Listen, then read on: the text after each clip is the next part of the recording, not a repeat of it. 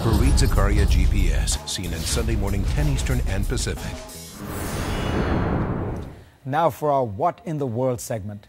What got my attention this week was a drastic threat from Hugo Chavez, directed straight at the United States. He said that he would immediately cut off Venezuelan shipments of oil to the U.S. if Venezuela is attacked. No, he's not worried about the U.S. invading Venezuela. His fears come from closer to home, his neighbors in Colombia. Let me explain. It all goes back to the FARC. The name probably sounds familiar. It's the rebel army, the Revolutionary Armed Forces of Colombia, that has been waging a brutal guerrilla war against the government of Colombia for 40 years. The FARC are revolutionary Marxists, and Chavez supports them. But last week, in a presentation complete with maps, photos, and videos, a Colombian official directly accused Venezuela of harboring some 1,500 FARC rebels, which has angered Chavez. So where does the U.S. play into any of this? Well, 9 months ago, Colombia and the U.S. signed a deal allowing American military personnel to be stationed at 7 military bases in Colombia. We helped them with their war.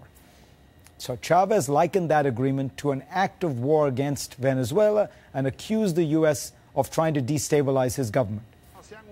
Now he's decided that he will brand Colombia's claims as part of some kind of American imperial plan.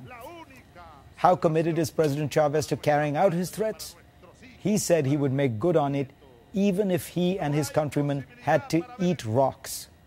Well, they actually might have to, because some analysts have called Chavez's threat suicidal. You see, last year, Venezuela sent almost half of its entire daily output of oil to the U.S. If Mr. Chavez turned off the spigot, that would be about a quarter of his nation's federal budget revenues and about 15% of his nation's GDP disappearing in an instant. Now, he could certainly try to sell the oil elsewhere, and he has been diversifying recently, selling more and more to new customers like China, but trying to find a new home for 1 million barrels of oil a day is not going to be easy. He needs to find someone who A, needs the oil, and B, can write him a check for, about $80 million every day. Right now, Chavez can ill afford even a temporary slowdown in his cash flow.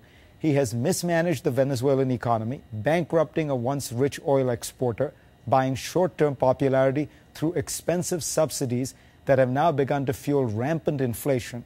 His anti-American rhetoric, by the way, is probably a way to distract attention from his miserable stewardship of the economy. On the other hand, how much would it hurt the U.S. if the pipeline from Venezuela was suddenly cut?